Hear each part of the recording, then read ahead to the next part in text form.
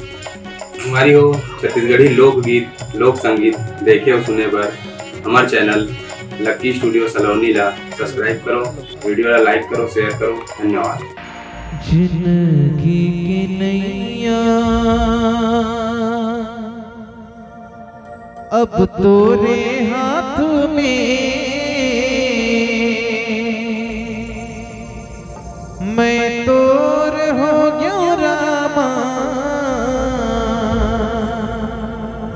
ते मोरे होगे जी। जिंदगी की नैया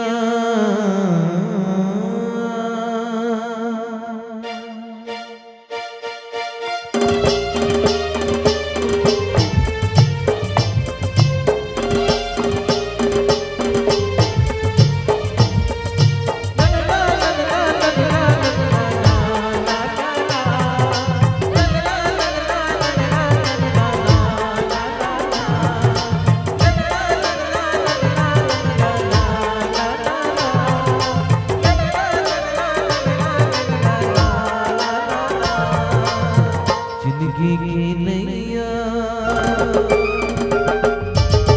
जिंदगी की नैया अब तोरे हाथ में, जिंदगी की नैया अब तोरे हाथ में, मैं तोर हो गया रामा, ते मोरे हो रे, मैं तोर हो गया रामा, ते मोरे हो रे।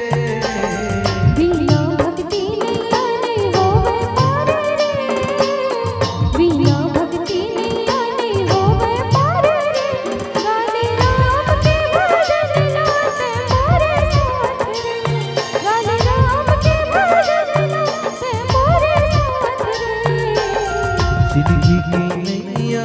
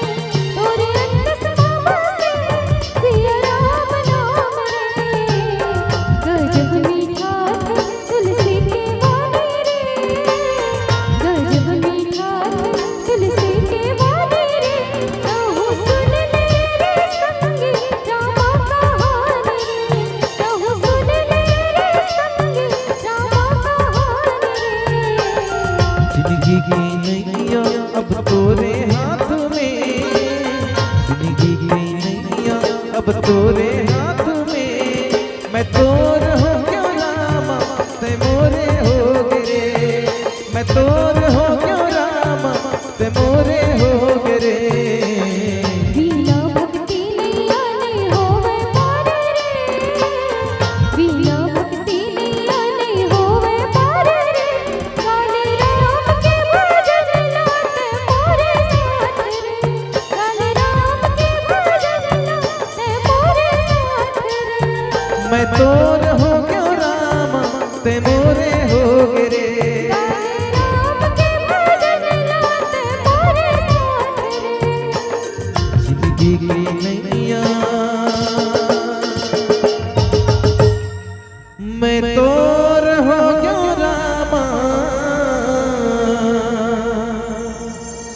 ते मोरे होगे जी।